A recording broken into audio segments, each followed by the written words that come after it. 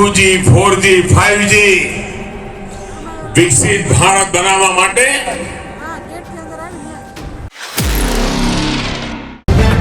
The live TV सच सबसे आगे। दोस्तों मैं बात हफीज हूँ। गुजरात का चुनाव जो है वो बहुत बड़ा मसला बन चुका है। किसके लिए? भारतीय जनता पार्टी के लिए, जो कि नरेंद्र मोदी जी और अमित शाह जी का गृह राज्य है। और ये जो चुनाव है भाजपा की साख का सवाल बन चुका है, क्योंकि भाजपा के लिए जिस तरह के हालात बन रहे हैं वो अच्छे नहीं है। लेकिन अब एक और झटका है। नरेंद्र मोदी जी सबसे बड़े स्टार प्रचारक हैं गुजरात में, क्या पूरे देश में बीजेपी के लिए। और उनकी सभा के अंदर जो खाली कुर्सियों की तस्वीर आई है उसने बीजेपी को चौंका दिया है। और ये तस्वीर, ये वीडियो मैं आपको दिखाऊंगा कि मोदी जी सभा ले रहे हैं और एक बड़ा सारा हिस्सा जो है मैदान का खाली कुर्सियों से भरा हुआ है, जिसके बाद से बहुत सारे सवाल खड़े होने लगे हैं। और उसके बाद रुके रहिएगा, मैं दिखाऊंगा कैसे आज तक के ऊपर आपको हैरान कर देगा कांग्रेस के पक्ष के अंदर एक रिपोर्टर का बात करना, वो भी मैं आपको दिखाऊंगा। लेकिन रोहन गुप्ता ने एक ट्वीट किया है और लिखा है, खाली कुर्सियां देखकर पीएम बौखला रहे हैं साहब, अब जनता ने परिवर्तन का मन बना लिया है, कांग्रेस आ रही है। मैं आपको ये वीडियो दिखाता हूं सबसे पहले और उसके बाद आगे लेके चलूंगा आज तक की उस रिपोर्ट के ऊपर, जिसको देखकर बीजेपी के कई नेताओं की चिंता जो है बढ़ गई होगी। खैर ये वीडियो देखिए, मोदी जी भाषण दे रहे हैं और सिर्फ कांग्रेस को बुरा भला कह रहे हैं उसमें। और जनता शायद इसीलिए इस वीडियो में दिख रही है कि सुनने नहीं आई है, खाली कुर्सियां हैं, क्योंकि बीजेपी की जो उपलब्धियां हैं वो सुनना चाहती थी शायद जनता।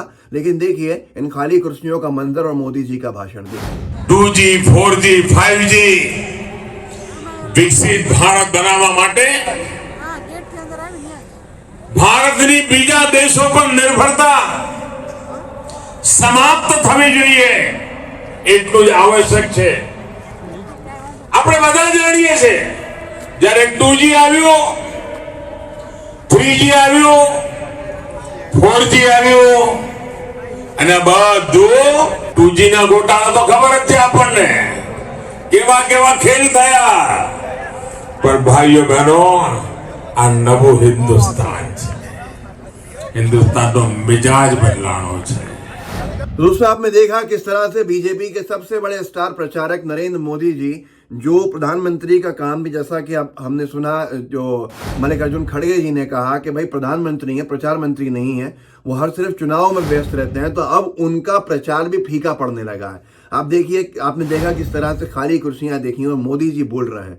ये चिंता का विषय बीजेपी के लिए इसलिए भी है कि अगर सबसे बड़े नेता को सुनने लोग नहीं आ रहे हैं तो वोट डालने के लिए उन विधायक के प्रत्याशियों को कौन आएगा जिनको सुनने के लिए शायद बहुत ही कम इच्छुक भी होते होंगे लोग। जावेद राशिद खान ने एक आज तक का क्लिप डाला है, उसका एक छोटा सा हिस्सा दिखाता हूं, जिसमें उन्होंने लिखा गुजरात में कांग्रेस की सरकार बन रही है, कि कैसे वहां का जो ग्राउंड रिपोर्टर है वो बता रहा है, अंजना ओम कश्यप और दूसरी जो एक और एंकर है उनको, कि यहाँ पर कांग्रेस का कैंपेन बहुत हाइप लेता हुआ दिख रहा है और जो दूसरे कैंपेन हैं वो कमजोर हैं। बीजेपी के लिए मुश्किलें जो हैं बढ़ रही हैं, चीजें आसान नहीं है। जरा इस वीडियो को देख लीजिए और अंदाजा लगा लीजिए, अगर आज तक को भी ये कहना पड़ रहा है तो फिर हालात क्या हो गए हैं बीजेपी के लिए गुजरात में, इसका अंदाजा आप अच्छे से लगा सकते हैं। और आप फिर समझ जाएंगे कि मोदी जी की सभा में कुर्सियां क्यों इतनी बड़ी संख्या में खाली हैं। देखिए इस वीडियो को। और कांग्रेस की अगर जो बात करेंगे ना, तो कांग्रेस ने हमेशा से एक अलग ही स्ट्रेटेजी इस बार अपनाई है। देखिए, वो लाइमलाइट में नहीं आना चाहते, वो न्यूज में नहीं दिख रहे, लेकिन डोर टू डोर कैंपेनिंग करते हैं। किसी एक छोटे से गांव में चले जाते हैं, वहां पे 2 स्पीकर लगाते हैं, 50 कुर्सियां होती है, वहां पर आधे एक घंटे की स्पीच देते हैं और आगे निकल जाते हैं। तो ये जो कैंपेन है वो कांग्रेस का वो तो और बहुत अलग है, जहां पर हमें बीजेपी के जबरदस्त जो सेंट्रल लीडरशिप हो, तमाम सीएम हो, वो गुजरात में कैंपेनिंग करते हुए दिख रहे हैं। यहां तक कि आज गोवा के सीएम प्रमोद सावंत भी यहां पर मौजूद है।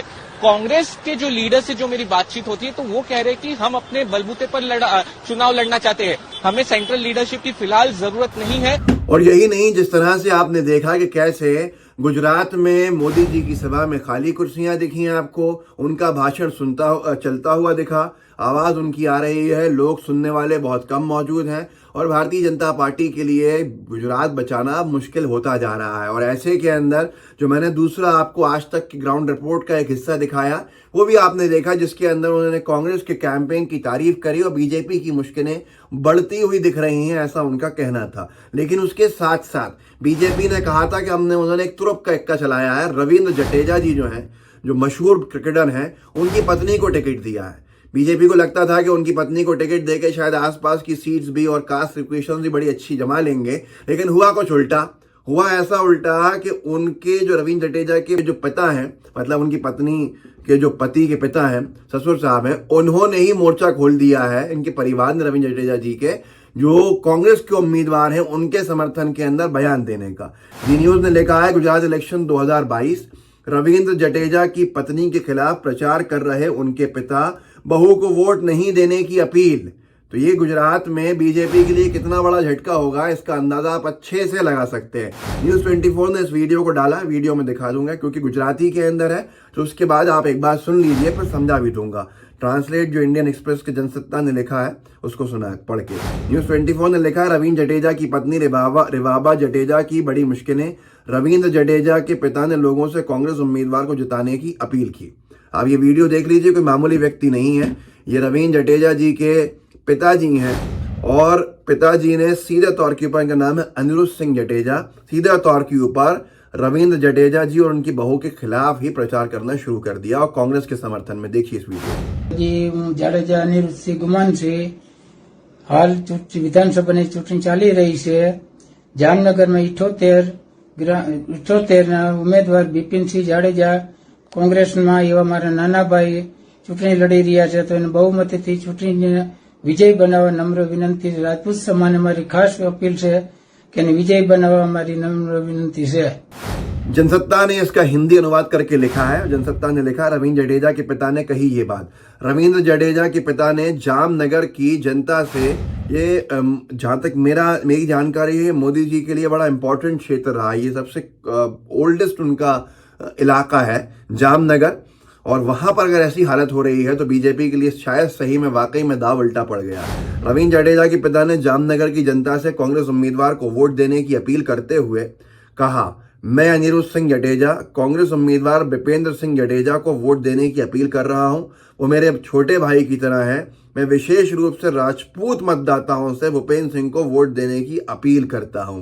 कास्ट इक्वेशन फेल, और जो क्षेत्रीय इक्वेशन था वो भी अब बीजेपी का इस हिसाब से फेल हो जाएगा। और इतनी बड़ी चीज है, ये जामनगर उत्तर से है, जो जामनगर उत्तर विधानसभा सीट है वहां से है, और बिपेंद्र सिंह जडेजा के समर्थन में जो रविंद्र जडेजा जी के पिता आए हैं, उनसे पहले से मैं आप एक बार बता देता हूं, उनसे पहले से ही रविंद्र जडेजा जी की बहन खुल के कांग्रेस के कैंडिडेट का प्रचार कर रही हैं। यहां पर वो सीधे तौर के ऊपर बहुत सारी बार अपनी रविंद्र जडेजा जी की पत्नी जो प्रत्याशी हैं उनके खिलाफ बयानबाजी भी करते हुए दिखी हैं। तो ये सारी की सारी चीजें बीजेपी के लिए बड़ी अच्छी नहीं है गुजरात के अंदर। इसके बाद अगर गुजरात में बीजेपी सपने देख रही है सरकार बनाने के, तो बीजेपी को सोचना चाहिए कि वो कैसे देख रही है। जनता सुनना चाहती थी उनसे कि उन्होंने क्या किया इतने सालों के अंदर, लेकिन वो सुनाते रहे कि कांग्रेस ने क्या नहीं किया कई सालों पहले। तो ये सब चीजें जनता सुनना नहीं चाहती। जनता जो सुनना चाहती थी उन्होंने सुनाया नहीं, और अब जनता का मन जो दिख रहा है वो आपके सामने है। कुर्सियां खाली हैं, ग्राउंड रिपोर्टर्स अपनी रिपोर्ट दे रहे हैं नेशनल टीवी के ऊपर कि कांग्रेस का कैंपेन जो है बड़ा मजबूत हो गया है, और सबसे बड़े स्टार जो प्रत्याशी हैं उनके ही परिवार कांग्रेस के लिए वोट मांग रहा है। तो ये सारी चीजें बीजेपी के लिए चिंता नहीं बढ़ाएंगी तो क्या करेंगी। खैर, इस वीडियो को आगे बढ़ाइए, जो गुजरात के साथी हैं उन तक जरूर पहुंचाइएगा, और साथ में लाइव टीवी को हमारे सब्सक्राइब भी कीजिएगा, बेल आइकन भी दबाइएगा। जय हिंद, जय भारत। द लाइव टीवी, सच सबसे आगे।